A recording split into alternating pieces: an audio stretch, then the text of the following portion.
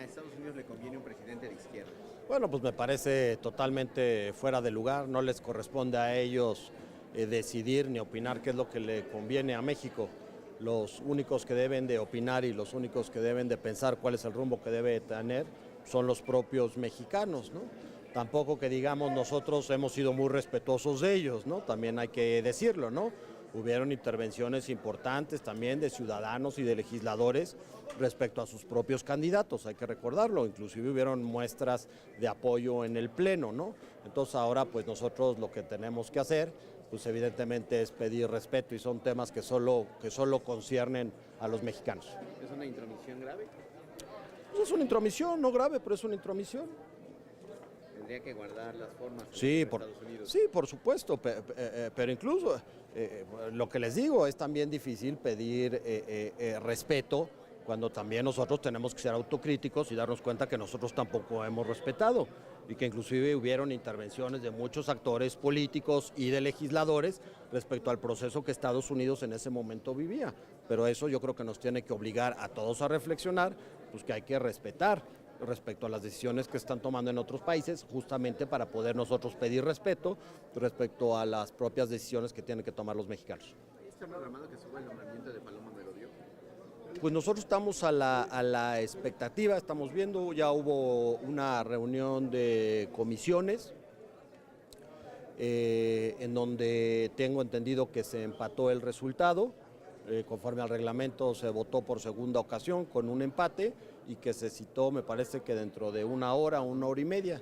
Y entonces, bueno, pues habrá que ver primero qué sucede en las comisiones. No está listado, evidentemente, en la orden del día, ¿no? Senador, en el tema PRD ya se... Reconocimiento que hace ayer el secretario John Kelly de que no se va a poder construir el muro en toda la franja fronteriza con México. Es como ustedes habían dicho.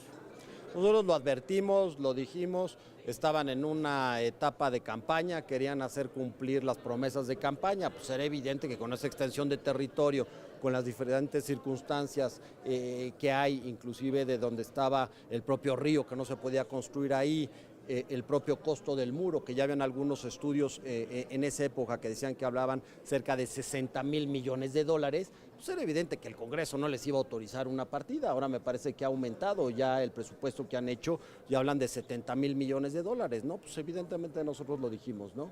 ¿Podrían haber sido fanfarronadas? No, yo creo que eran las promesas de campaña, que necesitaba dar cara para decir cómo las iba a cumplir, y es evidente que el Congreso no le iba a autorizar un presupuesto de ese tamaño, ¿no? Es evidente que todos los que seguimos la vida y lo que sucede en Estados Unidos, pues es evidente que hay prioridades como el propio sistema de salud que hay en Estados Unidos, tienen otras preocupaciones antes de invertir 70,000 millones de dólares pues, en un muro, ¿no? En el tema PRD aquí sí se va a modificar las comisiones, va a haber cambios. ¿Cómo avanza ese tema? En el tema PRD aquí es evidente que ha habido un cambio de composición de senadores. Es un tema que se está revisando en la Junta de Coordinación Política y evidentemente derivado de las propias fuerzas de las nuevas composiciones, seguramente habrán cambios en comisiones, que es un acuerdo que tiene que hacer la Junta de Coordinación Política para llevarlo al Pleno. Hay que recordar que todas las comisiones se votan por el Pleno. Gracias, senador. Gracias, saludos.